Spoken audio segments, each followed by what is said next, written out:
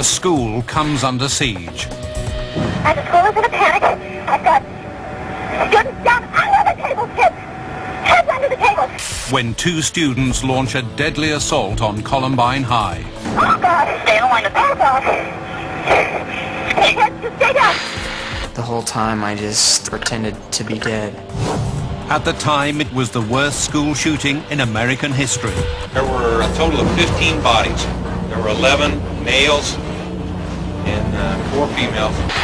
While people grieve, questions turn to the motive I'm gonna pull out a goddamn shotgun and blow your damn head off! that drove these young men to murder, I'll rip off your goddamn head!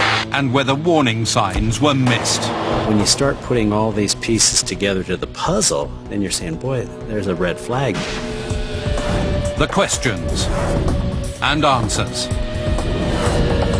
The story behind the Columbine massacre on the final report.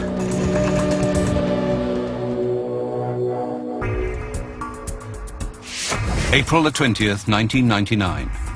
Jefferson County, Colorado. 11:10 a.m. A typical morning at Columbine High. About 2,000 students attend the school near the affluent Denver suburb of Littleton. 16-year-old Marjorie Lindholm is about to take a science test. It was an average morning. Everything was fine. I had a big test I was kind of nervous about, and I was supposed to kind of meet a boy that day who I had a crush on. Some students are headed for lunch. This footage from a CCTV camera shows the cafeteria slowly filling up. Within minutes, there will be 500 people in the canteen.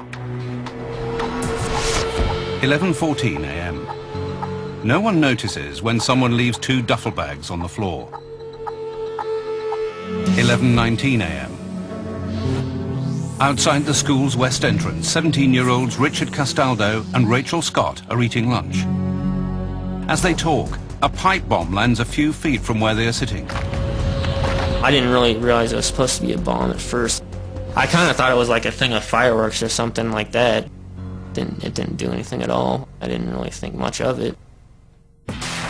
Then, about 60 feet away, Castaldo sees 2 male teenagers dressed in long black trench coats. Without warning, they pull out guns from under their coats. One of them has a rifle and a sawn-off shotgun. The other has a sawn-off shotgun and a semi-automatic handgun. Their actions raise the first of many questions asked by the final report. How were teenagers able to obtain such weapons?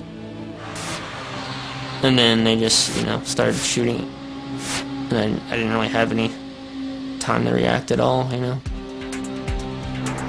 Rachel Scott is shot 4 times and dies instantly. Castaldo is shot 8 times, the bullet shattering 2 vertebrae. He begins to lose feeling in his legs. Felt my feet going numb and my legs going numb. Kind of seemed like it was going from like the top up. Who are the gunmen? While Castaldo lies motionless in the grass, 3 other students walk out of a cafeteria door. One of the gunmen aims and fires. He hits all 3. The pair then shoot 2 more students as they run for cover. How did the gunman learn to shoot with such accuracy? In the classroom, students begin to realize what is happening. We were taking the test, and then we heard what we thought were rocks being thrown against the window. And then we heard a bunch of screaming. In the main office, a secretary alerts the head, Frank DeAngelis. And my secretary ran into my office and said that there had been gunshots fired. And so I ran out of my office into the hallway. At 11:23, one of the students calls 911. Someone's shooting a gun out here and someone got shot, I think. Okay. Can you see anything going on over there? No, some girl's on the ground saying she's paralyzed and I think she's hurt. Police issue a citywide call for help. 1,000 officers in the area race towards the school. The gunmen now turn and head towards this entrance, firing shots into the school and littering their path with pipe bombs. Where did the gunmen get these bombs? Just inside the west entrance is teacher Patty Nielsen. She recognizes the approaching gunmen as students at the school. Immediately she turns and runs towards the library. 11:24 a.m. A Jefferson County Sheriff's deputy is first on the scene. He exchanges gunfire with one of the gunmen, but no one is hit. The head, Frank DeAngelis, is standing at the opposite end of the hall as the two enter the school. That's where I saw the gunman enter, and that's where the shots were being fired, and then the glass was breaking behind me. On the lower level of the school, the cafeteria camera shows 42-year-old teacher Dave Sanders warning students to get out. Some escape up a nearby staircase. Upstairs, 17-year-old Patrick Ireland and two friends are in the library. We're just hanging out, and all of a sudden a teacher ran in to the library, screaming and yelling, saying there's two kids with guns out in the hallway. At 11:25 a.m., teacher Patty Nielsen enters the library. She grabs the phone and dials 911. I'm a teacher at Columbine High School. There is a student here with a gun, and the school is in a panic, and I'm in the library. I've got students down under the tables, kids! Heads under the tables! We need police here. Okay. By now, the gunmen are inside the main hallway. Teacher Dave Sanders has just made his way up from the cafeteria and is at the end of the hall. The gunmen see Sanders and fire.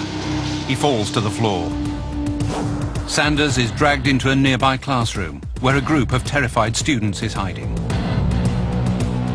One of them is 16-year-old Marjorie Lindholm. Two teachers helped him into the room. He had one arm over each, and he half walked and half was dragged in, and he just kind of collapsed. He had been shot twice, and he had been bleeding very, very badly. At 11:29 a.m., the gunmen enter the library. 52 students, 2 teachers, and 2 library assistants are hiding under the tables. Among them is 16-year-old Craig Scott, the younger brother of Rachel Scott, who was shot and killed near the west entrance. Immediately they were shooting off their guns, and they were yelling at everybody in the room. One of them said to the other, "Get anybody with a white hat on." And a lot of jocks wore white baseball caps, and I was wearing one. So I took it off and I put it underneath my shirt. For the next 7 minutes, the two walk through the library, firing. Their methodical actions raise the question, what is their plan? Patrick Ireland and 2 friends are hiding under a table in the corner of the library. When they got to our section, we all had our heads down in between our knees, basically. One gunman shoots Patrick's friend in the knee. As Patrick reaches over to help him, his head momentarily appears from beneath the table. And that's when I got shot. Got shot twice in the head and once in the foot. Patrick loses consciousness. Craig Scott is under another table with 2 friends, 18-year-old Isaiah Scholes and 16-year-old Matt Kechter. After a little while, they came over and they saw my friend Isaiah, and they began to make fun of him for being black.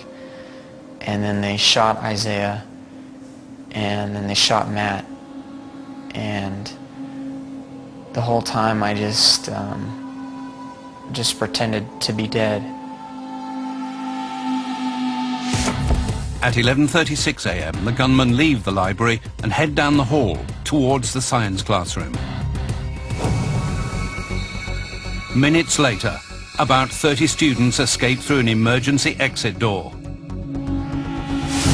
Pulling up outside the school are the police and emergency services. Their priority is to stop the rampage and rescue the students inside. Coming up next on The Final Report.